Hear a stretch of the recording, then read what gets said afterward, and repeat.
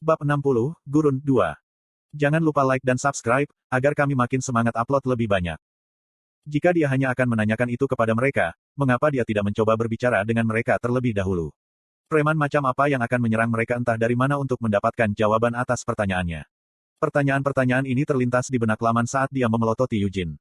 Meskipun Laman mendengarkan pertanyaan-pertanyaan ini, dia masih tidak menurunkan kewaspadaannya. Laman tidak dapat melihat celah apapun pada Eugene saat dia berdiri di sana dengan posisi yang sedikit miring. Eugene juga telah mampu melintasi jarak sejauh itu dalam sekejap dan mampu memukul mundur kekuatan pedang Laman hanya dengan mengayunkan pedangnya sendiri dari posisi yang tidak stabil. Terlebih lagi, Eugene telah menunjukkan penggunaan sihirnya yang terampil tanpa mantra apapun. Diambil bersama-sama, itu luar biasa. Laman menelan ludah gugup. Berbicara secara objektif, Laman adalah seorang pejuang yang luar biasa. Setidaknya di wilayah ini, tidak ada prajurit yang lebih baik dari Laman. Tetapi justru karena inilah Laman tidak bisa tidak waspada. Laman beringsut mundur untuk memperluas bidang pandangnya. Ini memungkinkan dia untuk mengamati keadaan bawahannya yang dikalahkan. Meskipun tidak ada yang meninggal, mereka juga tidak dalam kondisi baik. Anak buahnya telah patah tulang oleh rudal ajaib, dan letnannya memiliki baut panah yang tertancap di satu bahu saat diikat oleh tentakel pasir. Apakah kamu tidak akan menjawabku? Bahkan ketika Eugene dengan tidak sabar mengajukan pertanyaan seperti itu, tentakel pasir tidak menghilang. Lusinan misil ajaib juga masih melayang di atas bawahan Laman yang jatuh. Bagaimana Eugene bisa menggunakan pedang bahkan saat dia mempertahankan banyak mantra, dan semua sambil tidak menunjukkan satu pun pembukaan. Laman mungkin tidak mempelajari sihir apapun, tetapi bahkan dia tahu bahwa apa yang dilakukan Eugene saat ini membutuhkan tingkat keterampilan yang mustahil untuk seorang anak berusia 19 tahun. Kami pencuri, Laman akhirnya mengaku. Sepertinya Nahama adalah negara yang cukup kuat, ejek Eugene ketika sudut mulutnya melengkung membentuk seringai masam. Bagaimanapun, pemimpin sekelompok bandit kecil, dengan kurang dari 10 anggota, sebenarnya mampu mengeluarkan kekuatan pedang dari pedangnya. Jika sekelompok bandit sebesar ini berada pada level itu berarti sekelompok bandit dengan lebih dari 100 orang akan memiliki setidaknya 10 orang yang dapat menggunakan kekuatan pedang. Laman tetap diam. Eugene melanjutkan, dan seberapa kuatkah para prajurit untuk dapat menekan bandit seperti itu? Itu cukup menakjubkan. Jika mereka memiliki kekuatan militer seperti itu, bukankah Nahama akan mampu menyatukan benua? Laman mencoba mencari alasan, sebagai pencuri, kami hanya sedikit spesial. Hei, orang tua, aku bilang, berhentilah dengan omong kosongmu dan bicaralah dengan jujur, kata Eugene sambil terkekeh. Setelah mengatakan ini, Eugene dengan percaya diri melangkah maju, tetapi Laman tidak bisa mundur lebih jauh. Sebenarnya, saya tidak benar-benar membutuhkan Anda untuk menjawab saya. Anda dapat tetap diam jika Anda suka. Karena saya punya cara sendiri untuk membuat Anda berbicara, ancam Eugene. Apakah ini benar-benar tuan muda dari klan Lionheart yang bergengsi? Meskipun wajahnya seperti anak muda, kata-kata yang keluar dari mulutnya terdengar seperti berasal dari tipe tentara bayaran yang bisa ditemukan di pub. Selain itu, ada tatapan Eugene. Itu secara terang-terangan memancarkan niat membunuh. Bagaimana mungkin bunga yang tumbuh di rumah kaca mengeluarkan niat membunuh seperti itu? Siapa kamu sebenarnya? Meskipun Laman tahu ini adalah pertanyaan yang aneh, mau tak mau dia merasa perlu untuk menanyakannya. Aku tidak tahu apa yang kamu maksud dengan itu, jawab Eugene. Kamu seharusnya tahu siapa aku sebelum kamu mulai mengikutiku. Bukankah itu benar? Kau Eugene Lionheart, Laman akhirnya mengakui. Eugene mengkonfirmasi, itu benar, sepertinya kamu sangat menyadari identitasku. Tapi apakah kamu benar-benar Eugene Lionheart? Jika tidak, lalu siapa lagi aku? Saat Eugene mengucapkan kata-kata ini, dia menendang tanah. Pasir dari gundukan itu meledak dan meledak ke segala arah. Tetapi tidak mungkin Laman bisa melupakan sosok Eugene bahkan di butiran pasir yang tak terhitung jumlahnya.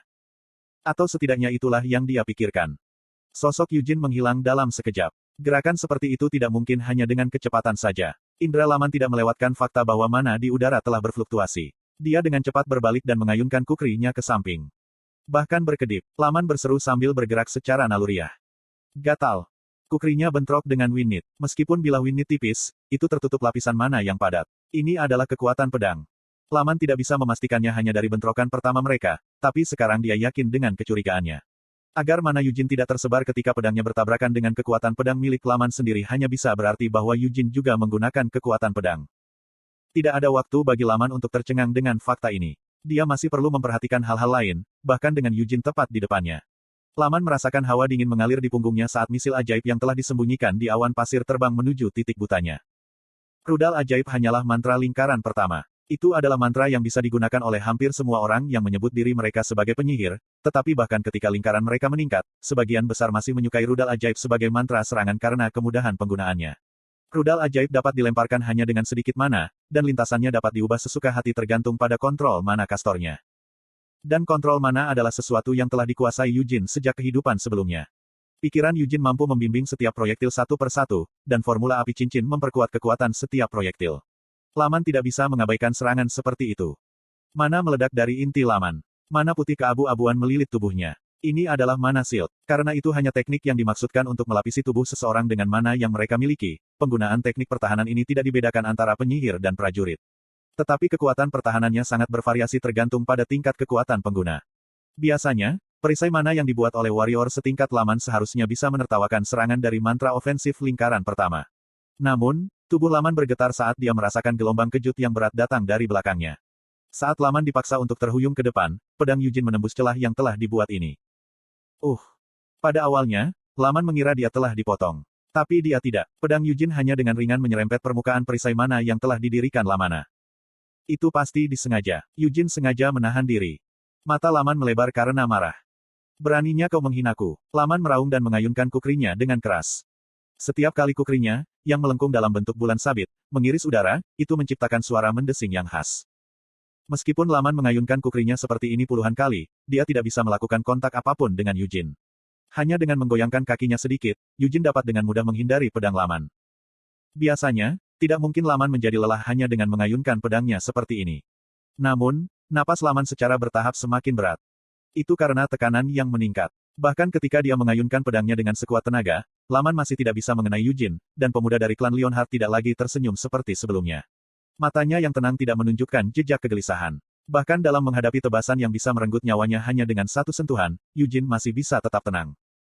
Semua ini memberi tekanan pada laman. Selain itu, bukan hanya Yujin yang perlu dia perhatikan. Laman tidak tahu kapan mantra lain mungkin datang terbang di punggungnya. Dia juga bisa tersedot ke tanah seperti letnannya. Atau sesuatu bahkan mungkin jatuh di kepalanya dari atas.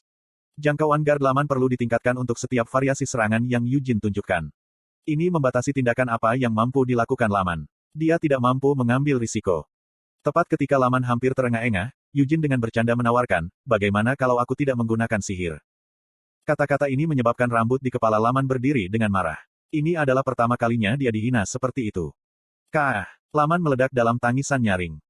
Kekuatan pedang yang melilit kukrinya semakin kuat. Dia akan membunuh Yujin. Meskipun Tuan Laman tidak memerintahkannya untuk melakukannya, harga diri prajuritnya yang telah dihina lebih penting daripada perintah tuannya. Sekarang semuanya terlihat baik, Yujin menyeringai pada dirinya sendiri. Bukan saja sudah beberapa tahun sejak dia menggunakan tubuhnya seperti ini, tapi ini juga pertama kalinya tubuh reinkarnasi Yujin menghadapi lawan yang bisa mengeluarkan kekuatan pedangnya seperti ini. Setiap kali dia berdebat dengan Gillette, Gion, dan ksatria lain dari perkebunan utama, mereka tidak menggunakan cahaya pedang atau kekuatan pedang karena takut akan kemungkinan cedera. Karena itu, Yujin ingin melihat apa yang bisa dilakukan pria ini.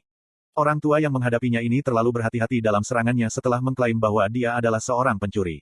Dengan pukulan ompong seperti itu, tidak peduli seberapa banyak laman mengayunkan pedangnya, Yujin akan menderita luka daging paling banyak. Namun sekarang, ada beban pada pukulan laman. Menyeringai, Yujin mengayunkan bahunya, dan lengannya bergetar saat dia mulai beraksi. Bam-bam.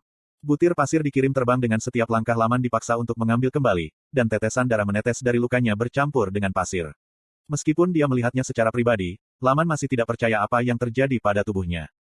Pemotongan ini, laman meringis.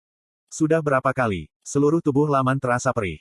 Potongannya tidak dalam, paling dalam hanya sedalam kulit. Baik tulang maupun ototnya tidak patah oleh pukulan ini. Apakah itu keajaiban bahwa mereka semua dangkal? Tidak, sebenarnya, Yujin menahannya. Jenggot laman bergetar karena gelisah. Laman meraung sekali lagi dan menyerang Yujin. Namun, hasil dari upaya ini tidak jauh berbeda dari yang telah datang sebelumnya. Pada saat laman selesai mengambil langkah maju, Winnie telah membuat lusinan tebasan.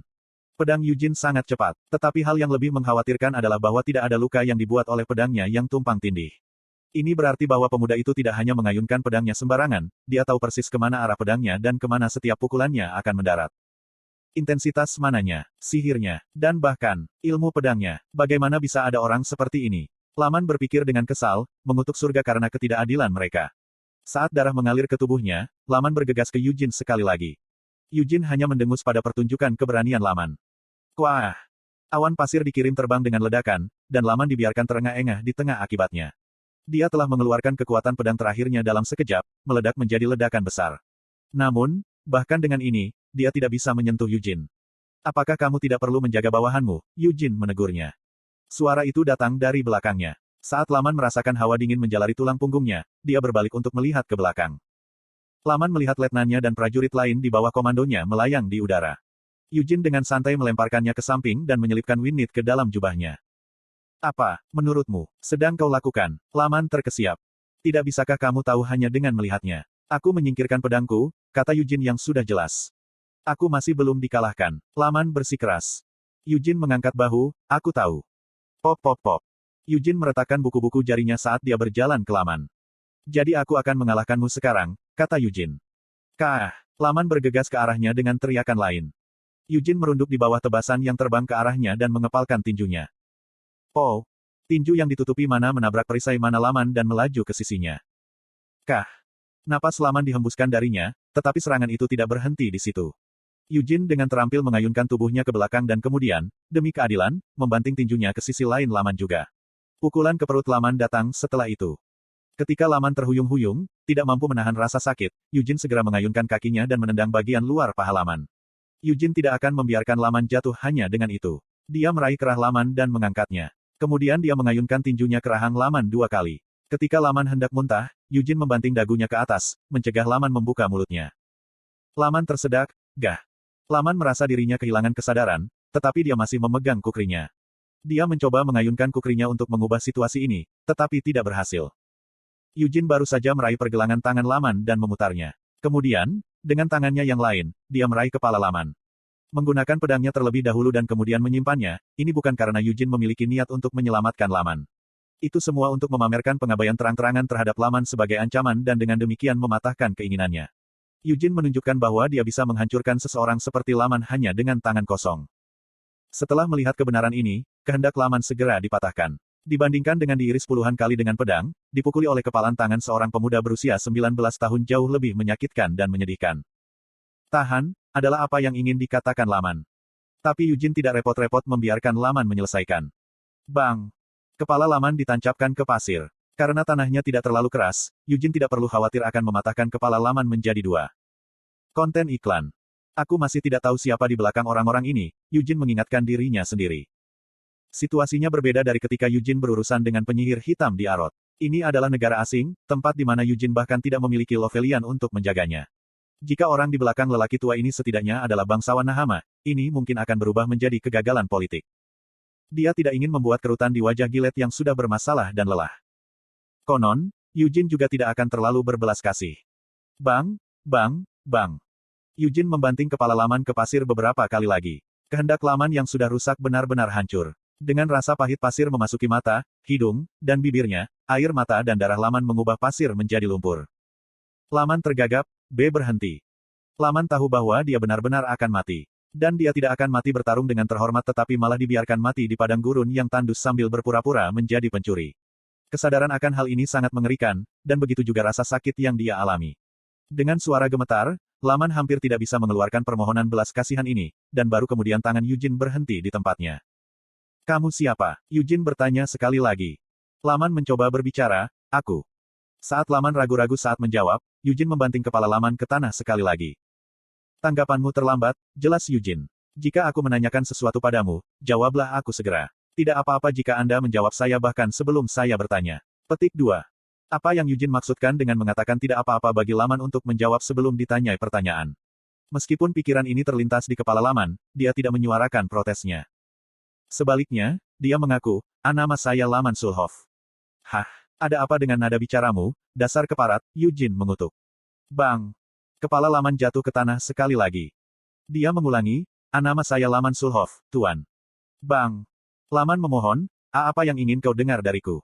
Yujin mengangkat alis, melupakan Tuan lagi. Bajingan ini. Bang! Sebuah teriakan datang dari tempat lain, tolong berhenti. Setelah melihat atasannya terlempar seperti ini beberapa kali, Letnan, yang masih melayang di udara, memutar tubuhnya untuk menghadap mereka dan memohon pada Yujin. Saat darah menetes dari hidung dan mulutnya, Laman menatap letnannya.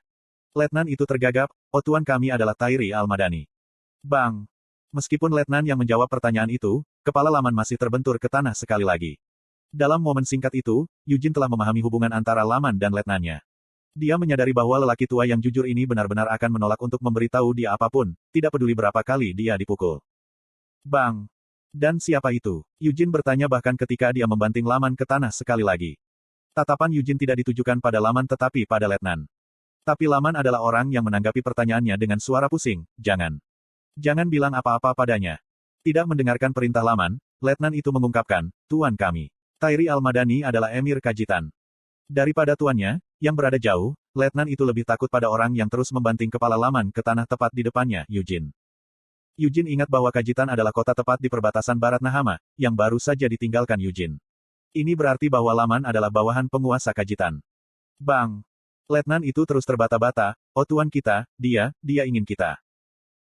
Cepat, bajingan, desak Eugene. Bang!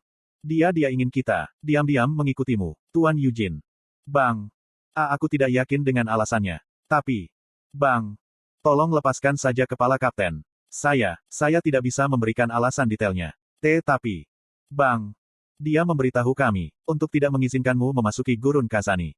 Baru saat itulah Eugene berhenti membenturkan kepala Laman ke tanah. Mengapa? Dia bertanya dengan sederhana. Aku tidak begitu yakin. Bang, tidak benar-benar. Bang, itu kebenaran. Sungguh, aku bersumpah bahwa aku telah memberitahumu semua yang aku tahu. Saya benar-benar tidak tahu alasan dia untuk ini. Sungguh, letnan itu memohon saat air mata mengalir di pipinya. Setelah menatapnya beberapa saat, Eugene mendengus dan melepaskan kepala Laman. Yang mengatakan, dia tidak hanya akan membiarkan Laman bebas. Eugene menjatuhkan pantatnya ke punggung Laman saat dia duduk dan membelai dagunya. Kazani, itu adalah nama gurun yang akan dimasuki Eugene jika dia terus berjalan ke arah ini. Itu juga merupakan lokasi kampung halaman Eugene. 300 tahun yang lalu, perbatasan Turas berada di tengah gurun Kazani sekarang. Kenapa dia tidak ingin aku masuk? Eugene merenung. Letnan itu menjawab, dia tidak mengatakan apa-apa tentang itu. Biasanya tidak ada yang bisa dilihat di gurun Kazani. Tidak ada binatang atau monster yang tinggal di sana. Tidak ada oasis juga. Ini hanya alami. Gurun Kazani baru saja dibuat baru-baru ini sebagai pusat badai pasir yang menggerogoti wilayah Turas. Itu tidak memiliki oasis, dan hujan jarang turun. Kazani adalah tanah yang keras yang tidak dapat ditinggali oleh siapapun. Bukannya tidak ada upaya untuk membuat gurun yang luas ini layak huni. Hanya beberapa dekade yang lalu, sebuah oasis buatan telah dibuat di Kazani dengan sebuah desa di sekitarnya. Namun, badai pasir tiba-tiba melanda oasis dan desa, dan setelah ini terjadi beberapa kali, Kazani telah ditinggalkan sebagai gurun yang tidak dapat dihuni. Mungkinkah itu markas besar dukun pasir? Itu adalah pikiran pertama Eugene. Tetapi meskipun jelas bahwa Nahama menggunakan penggurunan untuk menggerogoti Turas, itu tidak menjelaskan mengapa mereka ingin mencegah tuan muda dari klan Lionheart yang bergengsi memasuki Kazani. Atau mungkinkah Amelia Merwin? Di Nahama, yang paling diwaspadai Eugene adalah Amelia Merwin. Penyihir hitam yang telah menandatangani kontrak dengan Raja Iblis Penjara dan yang didukung oleh Nahama. Dia tidak hanya memiliki kepribadian yang buruk, tetapi Amelia Merwin juga memiliki kekuatan yang sama besarnya dengan bencana alam, sehingga bahkan Nahama memperlakukannya dengan hati-hati. Dilarang keras bagi wisatawan, serta warga Nahama, untuk memasuki Gurun Asyur, yang merupakan tempat penjara bawah tanahnya berada. Gurun Asyur jauh dari sini, dan tidak ada alasan bagi Eugene untuk pergi ke sana. Itu juga jauh dari tempat Anise terakhir terlihat. Eugene mengatur pikirannya. Mengangkat kepalanya, dia melihat sekeliling ke bawahan Laman, yang tenggelam ke dalam pasir. Mereka tidak hanya berdiam diri sementara Laman dipukul. Mereka telah mencoba menyerang Eugene beberapa kali, jadi Eugene menggunakan sihir untuk mengubur mereka di pasir sampai hanya kepala mereka yang mencuat. Kalian semua bisa kembali, kata Eugene dengan lambaian tangannya, lalu dia menepuk puncak kepala Laman, tapi kalian akan ikut denganku. Petik 2. Laman mendengus. Eugene menunjukkan, tidak peduli apa, kamu tidak bisa mengizinkanku memasuki Gurun Kazani, kan? Saya tidak terlalu peduli tentang itu, tetapi akan mengganggu jika saya terlibat dalam argumen yang tidak berguna dengan pergi ke sana. Petik 2. Apa itu? Ada hubungannya dengan aku pergi denganmu? Laman mengerang. Jika seseorang membuat keributan tentang itu, aku hanya akan menyalahkanmu, jelas Eugene. Laman menjadi bisu. Kamu mengerti apa yang aku katakan, kan? Saya akan menggunakan Anda, dan dengan demikian Tuan Anda sendiri, sebagai perisai. Anda mengatakan bahwa Tuan Anda adalah Emir Kajitan, kan? Bukankah itu berarti aku bisa membungkam protes yang mengganggu dengan menggunakan namanya? Itu. Atau apakah kamu lebih suka mati untukku di sini? Tentu saja, bawahan Anda akan mati bersama Anda. Petik 2. Petik 2. Atau kamu bisa kembali ke tuanmu, katakan padanya bahwa kamu gagal mengikutiku dan bahwa kamu dipukuli sampai ambang kematian.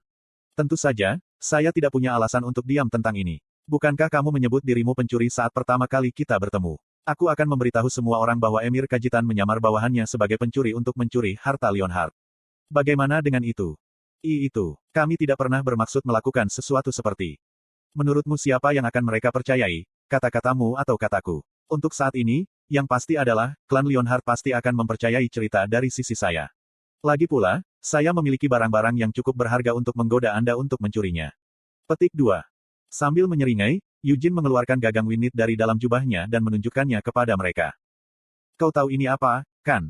Eugene bertanya. Ini Winit, pedang badai yang digunakan oleh Great Vermont, leluhur klan Lionheart kita. Ini adalah barang yang didambakan oleh siapa saja. Atau setidaknya itulah yang kebanyakan orang pikirkan, bukan? Jadi mereka pasti percaya bahwa Emir Kajitan melakukan sesuatu yang begitu licik karena dia bernafsu pada Winit. Tidak bisa berkata apa-apa, Laman hanya bisa mengerucutkan bibirnya. Meskipun lamanya waktu yang diderita Laman di bawah Eugene singkat, dia tidak bisa memperlakukan kata-kata Eugene sebagai ancaman belaka. Bagaimana jika Eugene benar-benar berkeliling mengatakan sesuatu seperti itu? Kepala Laman akan diterbangkan, dan mungkin begitu juga dengan bawahannya. Bahkan tuannya, Tairi Al-Madani, mungkin akan kehilangan akal jika terjadi kesalahan. Mengerti, Laman tidak punya pilihan selain mengakui.